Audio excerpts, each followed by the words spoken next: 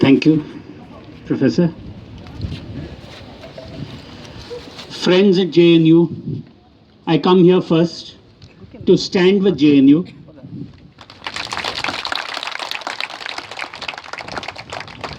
I come here also as a representative of lawyers.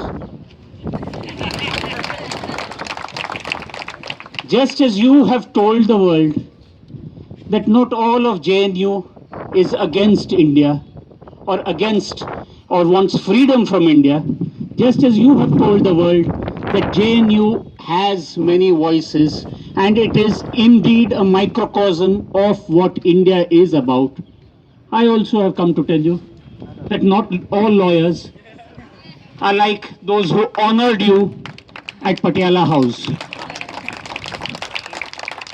I come in expiation. I come here to learn. I come here not to preach. I come just to talk to friends. And that is what we all are in this country, friends. We are people with multiple identities. I speak about 5 or 6 languages, and I'm comfortable in many of them. I am an atheist, an agnostic, and a believer, all simultaneously. But no one thing, no one quality defines a human being. No one ingredient is the test to tell whether you are national or anti-national. Our constitution has space for the believer, for the agnostic, for the dissenter, and for every shade of opinion. You see, the point is not whether Bharat Mata ki Jai. Now let's say it. Because once you said it, that argument is behind you. So Bharat Mata ki Jai. And when we say Bharat Mata ki Jai, we speak not only of that one idol, that one flag-bearing deity that is pictured. When we speak of Bharat Mata, we speak of the tribal in Datewada. We speak of those who are in some kind of struggle in Kashmir. We speak of the mothers of Manipur. We speak of the anti-nuclear protesters down there in the south. We speak of 1 million men, 1 billion men, 1 million mutinies. All of these continually gather, stream, they went and they formed together this great country. Along with that, there are also people who work in their own way, who keep working for whatever vocation that life chooses for them.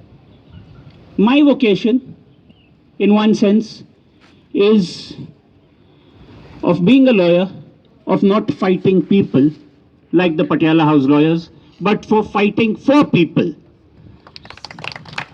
And it is in this context, as somebody who has, I've not really studied the Constitution, I have worked with the Constitution. I have continually seen it evolve from time to time. And what I am trying to tell you all today is to give you an impressionistic view of constitutional development in this country. Over the years, from the time that we first wrote it, all those years back till 1950.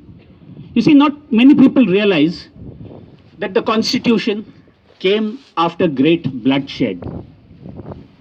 You see, the 40s were a decade of violence. You had the Second World War.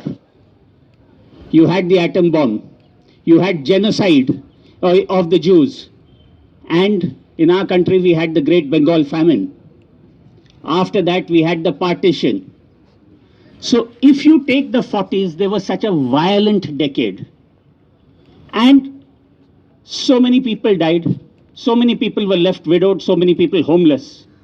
And it was against that backdrop that our founding fathers got together and tried to build a document which would be scripture for a nation which could continue its business and move into being a sovereign democratic republic. The preamble of the Constitution says it, that we, the people of India, having solemnly resolved to constitute India into a sovereign democratic republic and ensuring for its citizens liberty, equality, justice, do adopt, enact, and give ourselves this Constitution. What does the preamble mean? The preamble basically means, in a particular way of saying, it means it defines our azadi for us. Azadi is not alien to the Constitution. Right from the beginning, it is a free people who, through their representatives, drew up a charter, drew up a mechanism to administer, run this country, and in that document built the framework for the future. And not many people really expected India to survive as a constitutional democracy.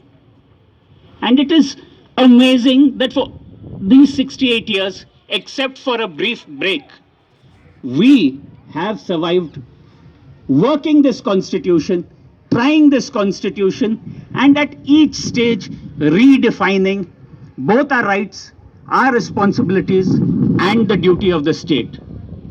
Now the point is that in the Constitution is a very elaborate document. We have the longest constitution in the world. And why is it?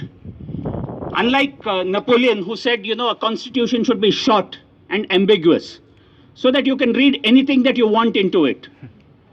The American Constitution is also a remarkably short document.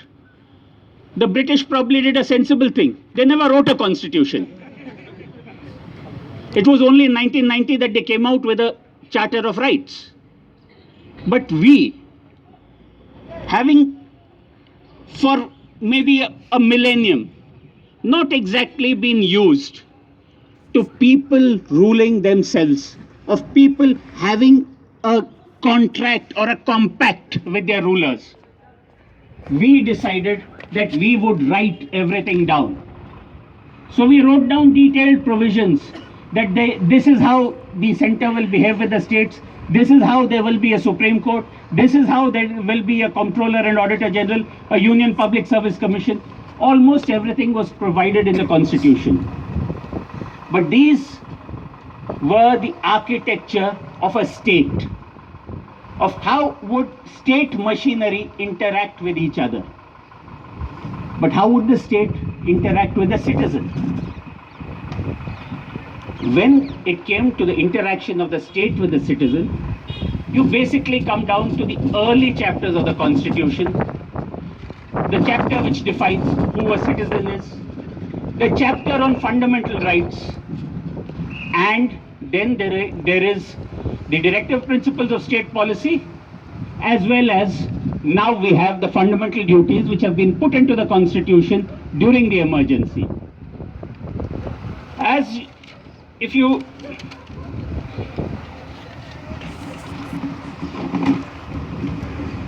see, the fundamental duties in the emergency even they spoke about our fundamental duty to cherish the values, the noble ideas of our freedom struggle. So what are these ideas? What are these values?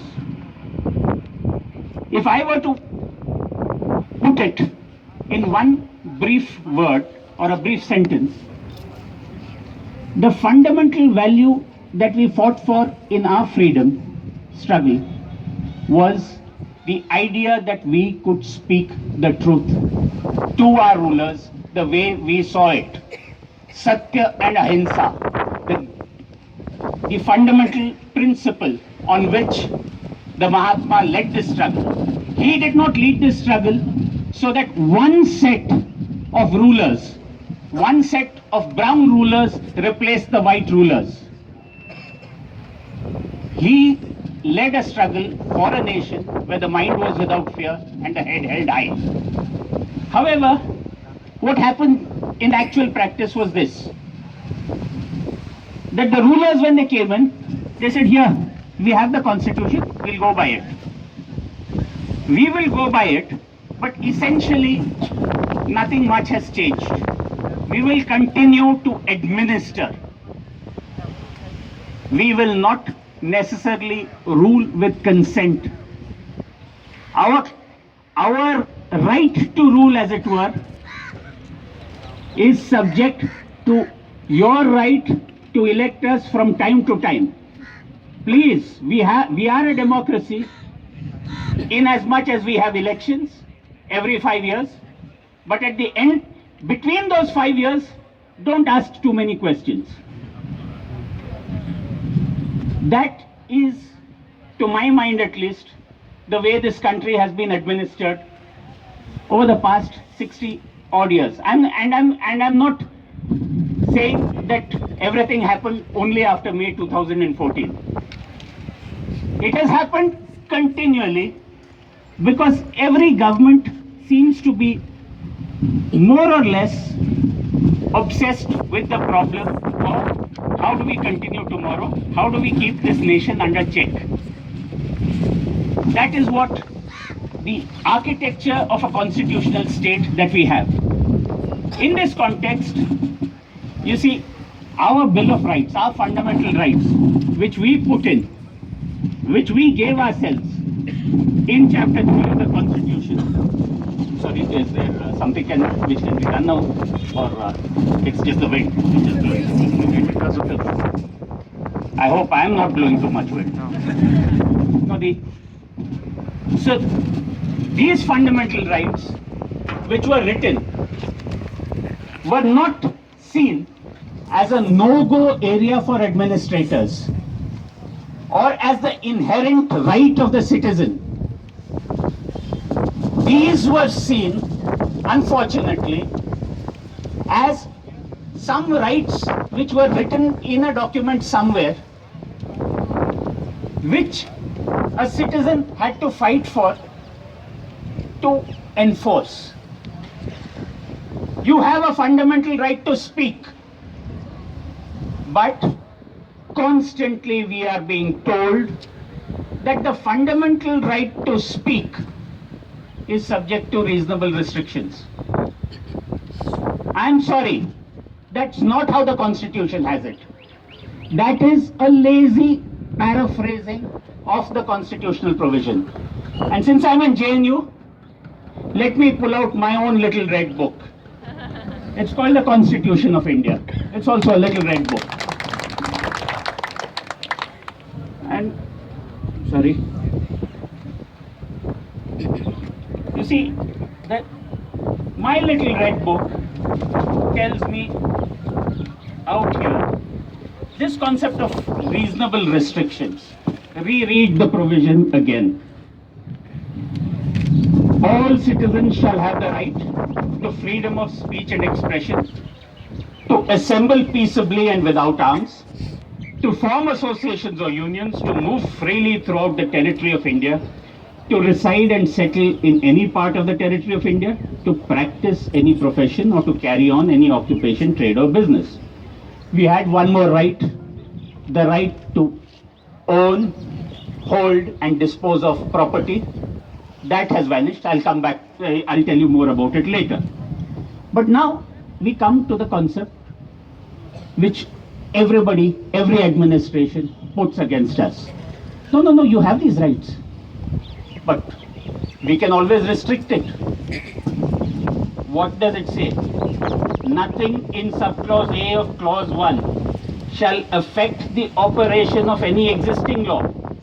or prevent the state from making any law insofar as such law imposes reasonable restrictions on the exercise of the right conferred by the said clause in the interests of the sovereignty and integrity of India, security of state, friendly relations with foreign states, public order, decency, morality, or in respect of contempt of court, defamation, or incitement to an offense. My God, what a list! What a huge list of no-goes. There are reasonable restrictions. We can make reasonable restrictions. But the point when you say reasonable restrictions is that you emphasize on the restriction and you forget the right. Now reread the section. Reread the article. That insofar as the law imposes reasonable restrictions on the exercise of the right, you cannot have restrictions which take away the right altogether. For most of constitutional history, we have been focusing on the restriction to the extinction of the right. And that, ladies and gentlemen, is precisely the problem. I believe here you had some protest, somebody came by, somebody said something, and suddenly, how can you say that? That is sedition, that is anti-national. We can have reasonable restrictions. We can prevent you from speaking. No, sir, that is not how it is. Way back in 1952, in the early years of the Republic, we had the case of V.G. Rao. Now, V.G. Rao was a lawyer, he was the son of a judge, he was a barrister, and he was a communist. He was a trade union leader in Madras. In Madras, he had what was called the People's Education Society. And the government wanted to shut it down because it was more or less in tune with communist ideals. In the early years of the Republic, in the early years of constitutional interpretation, there were two broad streams of challengers. One broad stream of challengers were on issues of freedoms, fundamental freedoms, and those came basically from the left. There was also a great series of challenges from the right, because at the heart of every debate in the Supreme Court were property rights. So one of the first challenges came in V.G. Rao's case, and here the court explained the distinction as to what is a reasonable restriction. There is a classic passage of Chief Justice Patanjali Shastri. How do you judge what is a reasonable restriction? Justice Shastri says, the nature of the right alleged to have been infringed, the underlying purpose of the restrictions imposed, the extent and urgency of the evil sought to be remedied thereby, the disproportion of the imposition, the prevailing conditions at the time should all enter into the judicial verdict. Now, if you decode that, basically, Justice Shastri and the Supreme Court asks, what is the right? What is the restriction? What is the problem? Is the restriction necessary? Why now? These are the basic questions. And these are the basic questions which are almost never ever asked by administrators. Administrators want it easy.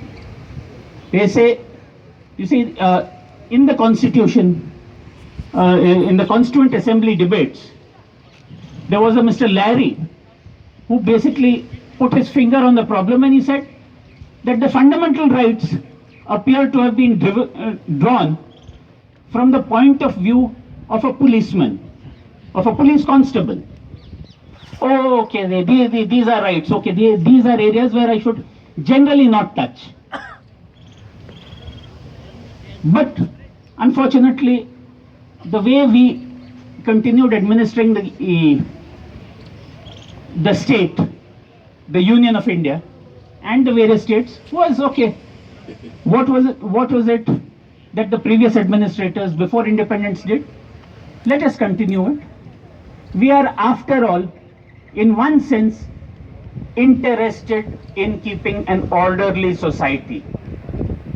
The maintenance of law and order, that became the primary focus of the state. Even today, your finance minister tells you that you can say anything, but you will not say X, Y, and Z. Every lawyer who ends up as an administrator seems to more or less push the envelope a bit more in shutting the doors of freedom in this country. And we have had a long history of lawyers, way back from the emergency when you had Siddharth Shankar Ray and Mr. H.R. Gokhale, who told Mrs. Gandhi to impose the emergency. We've had other lawyers from time to time getting their lawyerly instincts of winning a case somehow triumph over the interests of the citizenry. And the finance minister has been a decent friend, but nevertheless, he is one more in the long list of lawyers who have both fought for freedom in this country as well as have worked towards the abrogation of freedom. And among all these men of law, as it were, you have the ultimate lawyers, the Supreme Court. Because after all, the judges in the Supreme Court do not descend from the heavens. They are lawyers, they become judges, and in due course of time, somewhere around touching the age of 60 or so, they float up to the Supreme Court, they stay there for about 5 years, and they, in effect, are the guardians of your constitutional rights.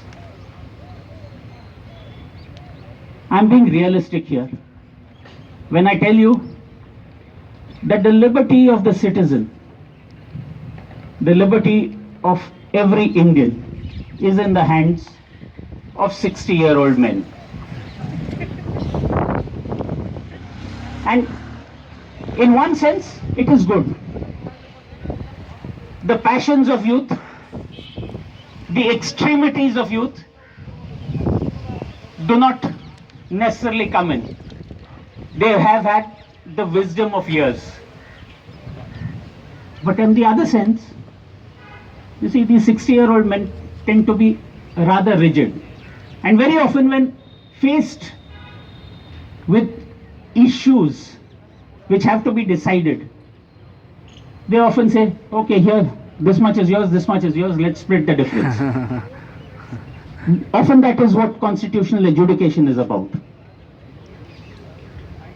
And therefore, let me just take you through a brief history of constitutional issues which came before the court from the 50s to the present day, just to tell you that the Constitution is a living document which is interpreted by these 60-year-old men and is a constant interpretation arising out of various conflicts that arise from time to time.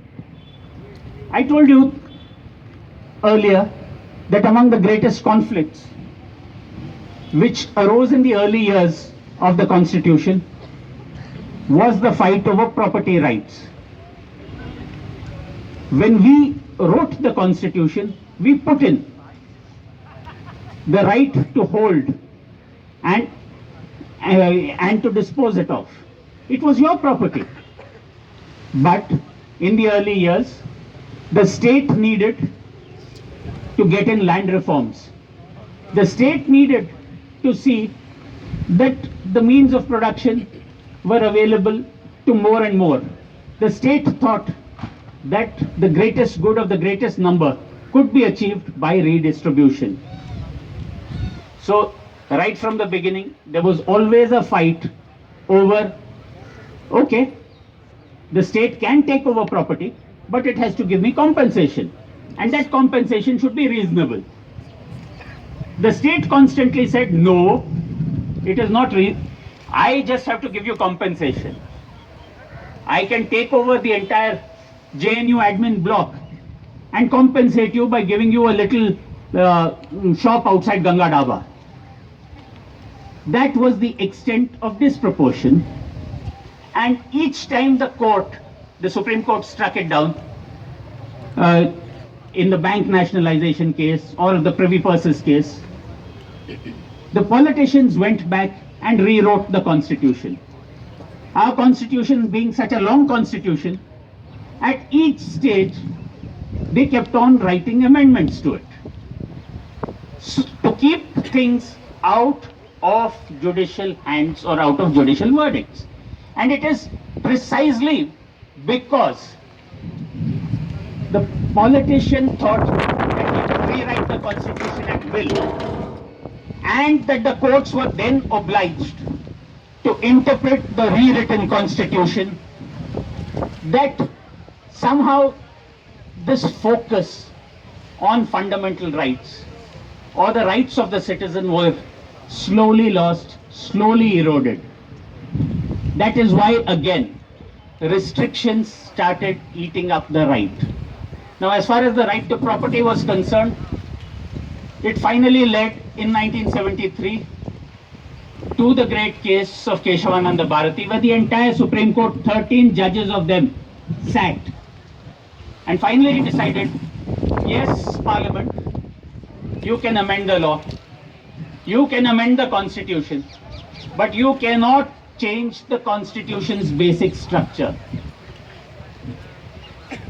They put a fetter on the politicians' power, a fetter which to the mind of many could not be put, because after all, Parliament represents the will of the people. Parliament is given the job of law-making, and the constitution is after all supreme law. Why should Parliament not be able to amend every part of it? That is what constitutional scholars in many countries think. But no, we have said no. Parliament, we know what you are capable of. We know that our citizens require to be protected. So while you can amend, you can't go and touch the basic structure, you can't damage it, you cannot abrogate it. That one decision of April 24th, 1973 has probably done much greater good to democracy in this country than any other act. You see, two things happened on that day, April 24th, 1973, which went towards the making of a united India. One was Keshavananda Bharati. Any idea what was the other? Yes, I heard it. Sachin Tendulkar was born on that day. See, it is like that. There are many things that bind this nation together. The law binds this country. Cricket binds, Bollywood binds. We have many a thing that binds us, but there is also many a thing that divides us. And in our history, continually, we have this habit of accentuating our differences, of saying, no, this is what differentiates me from my fellow man, and therefore I should be treated differently.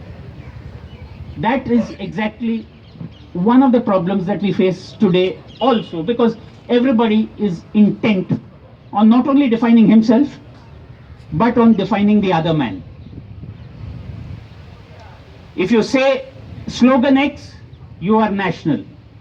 If you say slogan Y, you are anti-national.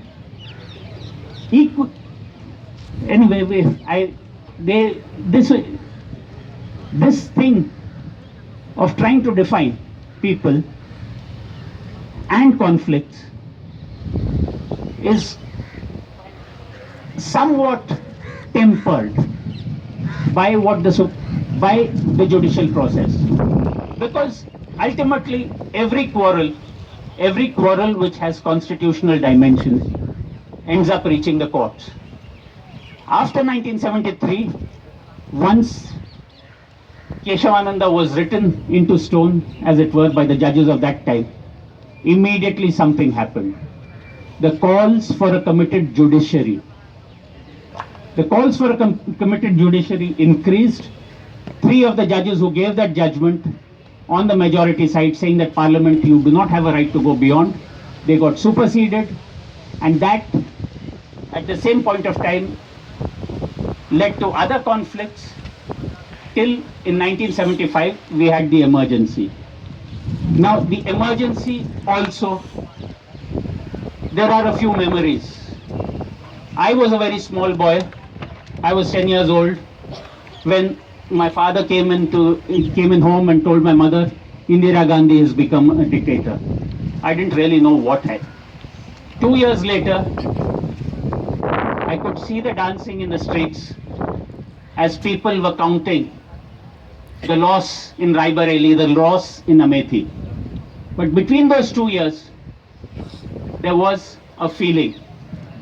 There was a feeling that you could not speak, that you could not even whisper anything against the government of the day. Mr. Fali Nariman, in his book, has a very interesting story of what the Supreme Court looked at that point of time. The former Attorney General, Mr. Daftari, was standing in the corridors, going away at his pipe, stamping it away. Mr. S.T. Desai, who was another stalwart of that time, walked by, looked at Mr. Daftari and said, Chandu bhai, bolo.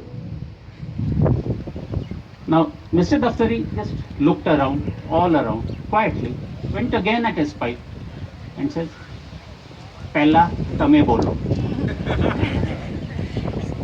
Speak first. Mr. Nariman also tells us of the difference in judicial attitude. Just before the emergency, he as Additional Solicitor General was opposing the grant of bail to some foreign exchange racketeer or something. The judges of the day said, no, it is the liberty of the citizen.